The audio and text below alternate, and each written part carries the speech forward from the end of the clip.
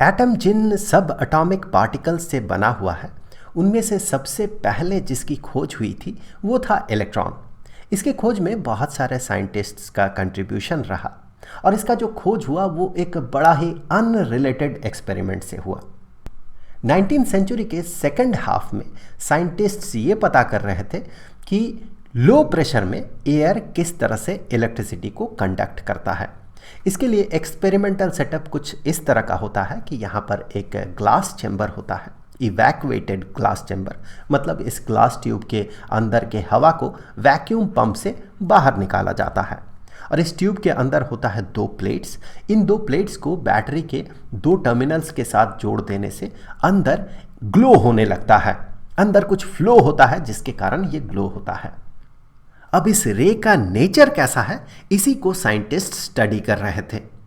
सबसे पहले जिन्होंने कुछ सिग्निफिकेंट काम किया था वे थे यूलियस प्लूकर।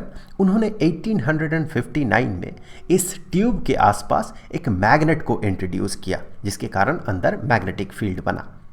उन्होंने ये पाया कि उस मैग्नेटिक फील्ड के कारण ये रे बेंड कर रहा है।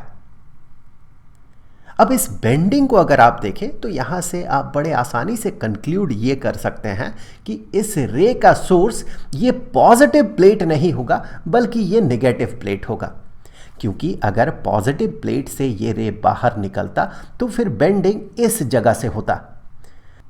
ज़रूर इसका सोर्स नेगेटिव प्लेट होगा, इसीलिए यहाँ से ये सीधा निकलने के बाद जहाँ मैग्नेटिक फील्ड की शुरुआत है वहाँ से ये बेंड होना शुरू करता है। अब पॉजिटिव टर्मिनल के साथ जुड़े हुए प्लेट को कहा जाता है एनोड और नेगेटिव टर्मिनल के साथ जुड़ा हुआ प्लेट को कहा जाता है कैथोड। चूंकि ये रे कैथोड से निकल रहा है तो इसका नाम दिया गया कैथोड रे। अब इससे पहले ही साइंटिस्ट्स को ये पता था कि किस तरह का चार्ज मैग्नेटिक फील्ड में किस डायरेक्शन में बेंड करता है। इसके लिए हमारे पास फ्लेमिंग्स लेफ्ट हैंड रूल है। लेफ्ट हैंड रूल ये कहता है कि अगर हम बाईं हाथ के 3 उंगलियों को, थंब, फोर फिंगर और मिडिल फिंगर, इनको अगर हम 90 डिग्री एक दूसरे के साथ एंगल बनाते हुए खोलते हैं और अगर ये फोर फिंगर अगर ये मैग्नेटिक फील्ड के डायरेक्शन को इंडिकेट करता है, मिडिल फिंगर अगर चार्ज के मोशन को इंडिकेट करता है, तो फिर ये थंब जो है ये थंब पॉजिटिव चार्ज पे लगा हुआ फोर्स के डायरेक्शन को इंडिकेट करता है। अब अगर इसी लेफ्ट हैंड को हम यहाँ पर प्रॉपरली प्लेस करें तो हमें यह मिलता है कि थंब का डायरेक्शन नीचे की तरफ है, यानी कि ये बता रहा है कि अगर ये रे पॉजिटिवली चार्ज्ड होता तो उसमें नीचे की तरफ फोर्स लगता, लेकिन हमें ये क्लियरली दिख रहा है कि उसके अपोजिट डायरेक्शन में बेंडिंग हुआ। इसका मतलब अंदर जो भी ये फ्लो कर रहा है इसका नेचर होगा नेगेटिवली चार्ज्ड। तो यहां से उन्होंने कंक्लूड किया ये कैथोड रे नेगेटिवली चार्ज्ड होता है। अब आगे आते हैं प्लूकर का ही एक स्टूडेंट विलियम हिटॉफ। वे 1869 में इस ट्यूब के अंदर इंसर्ट करते हैं एक सॉलिड ओपैक बॉडी। फिर वे सर्किट को जोड़ देते हैं और वे ये पाते हैं कि पीछे यहां पर एक शार्प शैडो बन रहा है। अब शार्प शैडो बनने का तो मतलब यही होगा कि ये जो भी रे है, जिस चीज़ से भी बना हुआ रे है, ये बिल्कुल सीधे लाइन में प्रोपगेट करता होगा, तभी पीछे शार्प शैडो बन रहा है। अब यहाँ से आगे आते हैं विलियम क्रुक्स। वे क्या करते हैं, इस ट्यूब के अंदर एक पेडल व्हील को इंसर्ट कर देते हैं और सर्किट को जोड़ते साथ ये पेडल व्हील रोटेट करने लगता है। तो यहां से क्रुक्स ये कंक्लूड करते हैं कि जरूर यहां जो भी फ्लो कर रहा होगा उसके पास एक मोमेंटम होगा, वही मोमेंटम इस व्हील में वो ट्रांसफर कर रहा है जिसके कारण ये व्हील रोटेट कर रहा है। अब सिग्निफिकेंट अमाउंट में मोमेंटम होने का मतलब तो यही होगा कि ये कैथोड रे इलेक्ट्रोमैग्नेटिक रेडिएशन तो नहीं हो सकता। अगर ऐसा होता तो उसमें इतना सिग्निफिकेंट अमाउंट में मोमेंटम नहीं होता। तो उन्होंने ये कंक्लूड किया कि ज़रूर इसमें पार्टिकल नेचर होगा, अर्थात यहाँ पार्टिकल का फ्लो हो रहा होगा। फिर आगे आते हैं आर्थर शुस्टर। शुस्टर 1890 में 2 प्लेट्स को इंसर्ट करते हैं यहाँ पर ट्यूब के बाहर और उन 2 प्लेट्स को किसी एक बैटरी के दो टर्मिनल्स के साथ जोड़ देते हैं तो एक प्लेट में पॉजिटिव चार्ज और दूसरे प्लेट में नेगेटिव चार्ज आ जाता है।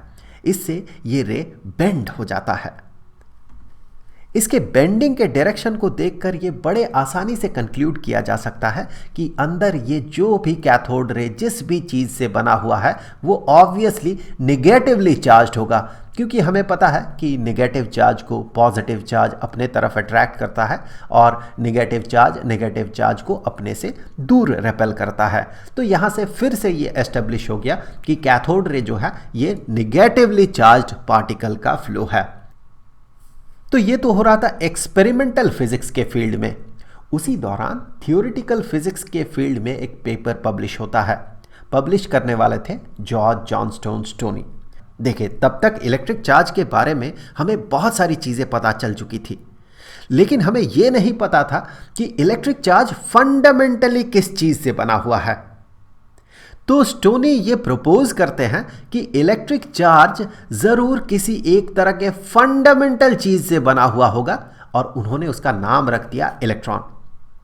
अभी इलेक्ट्रॉन के बारे में हमें जो भी चीज़ें पता है कि इलेक्ट्रॉन का चार्ज क्या है, इलेक्ट्रॉन का मास क्या है और इलेक्ट्रॉन एटम का एक कंस्टिट्यूएंट पार्टिकल है, ये सारी चीज़ें स्टोनी को नहीं पता था। स्टोनी ने सिर्फ ये प्रपोज किया था कि इलेक्ट्रिक चार्ज ये किसी एक तरह के फंडामेंटल यूनिट से ज़रूर बना होगा और उन्होंने सिर्फ उसका नाम रख दिया था इलेक्ट्रॉन। अब वापस आते हैं एक्सपेरिमेंटल फिजिक्स के फील्ड में। अब आते हैं जे थॉमसन। थॉमसन एक बड़ा ही रिवोल्यूशनरी एक्सपेरिमेंट करते हैं। एक्सपेरिमेंटल सेटअप तो पिछले एक्सपेरिमेंट्स जैसा ही है, थोड़ा सा स्ट्रक्चर अलग है। और यहाँ पर जो दो प्लेट्स वे इंसर्ट करते हैं, उन दो प्लेट्स में से एक में एक छेद होता है। अब इन्हें बैटरी के दो टर्मिनल्स के साथ जोड़ते साथ अंदर कैथोड रे बनता है और यहाँ पर छेद होने के कारण उस छेद से कैथोड रे बाहर निकल जाता है। अब थॉमसन यहाँ पर इंट्रोड्यूस करते हैं एक मैग्नेटिक फील्ड, जिसके कारण ये कैथोड रे ऑब्वियसली बेंड हो जाता है। फिर वे यहाँ पर इंट्रोड्यूस करते हैं एक इलेक्ट्रिक फील्ड, जिसके कारण भी ये कैथोड रे बेंड हो जाता है। अब थॉमसन यहाँ पर दोनों फील्ड्स इंट्रोड्यूस करते हैं, मैग्नेटिक फील्ड और इलेक्ट्रिक फील्ड। कुछ इस तरह से अंदर के इलेक्ट्रिक फील्ड को वे ट्यून करते हैं ताकि ये कैथोड रे बिल्कुल सीधा हो जाए। मैग्नेटिक फील्ड इसमें एक डायरेक्शन में फोर्स लगाए और इलेक्ट्रिक फील्ड इसके अपोजिट डायरेक्शन में फोर्स लगाए। दोनों फोर्स अगर बराबर हो जाए तो ये कैथोड रे बिल्कुल भी बेंड नहीं करेगा। कुछ ऐसा ही सिनेरियो उन्होंने बनाया। अब फिजिक्स के कुछ मैथमेटिकल कैलकुलेशन से थॉमसन अंदर जिस भी पार्टिकल का फ्लो हो रहा है उस पार्टिकल का चार्ज टू मास रेशियो पता करते हैं और वे ये पाते हैं कि चाहे यहाँ प्लेट किसी भी तरह के मटेरियल से बना हुआ हो, जो कैथोड रे बन रहा है उससे निकला हुआ, उसका चार्ज टू मास रेशियो हर केस में फिक्स्ड होता है। तो यहाँ से वे कंक्लूड करते हैं ज़रूर यहाँ जो भी पार्टिकल निकल रहा होगा वो बिल्कुल फंडामेंटल नेचर का होगा और वही अलग अलग मटेरियल के एटम को बनाता होगा। और ये स्टोनी के इलेक्ट्रॉन के डेफिनेशन को फुलफिल करता है। तो यहाँ से थॉमसन कहते हैं कि ज़रूर यही वो इलेक्ट्रॉन होगा।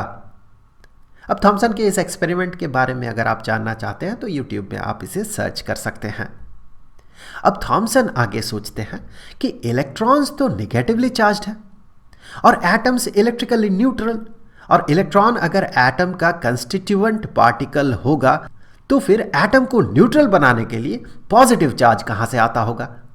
तो थॉमसन 1904 में ये प्रपोज करते हैं कि एटम का पूरा रीजन पॉजिटिवली चार्ज होगा और उसके ऊपर इक्वल अमाउंट के चार्ज के इलेक्ट्रॉन्स एम्बेडेड होगा।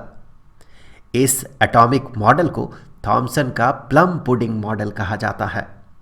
अब इसी मॉडल को वेरीफाई करने आते हैं थॉमसन के ही एक स्टूडेंट अर्नेस्ट रदरफोर्ड। रदरफोर्ड एक बड़ा ही रिवोल्यूशनरी एक्सपेरिमेंट करवाते हैं जिसे कि अल्फा स्कैटरिंग एक्सपेरिमेंट कहा जाता है।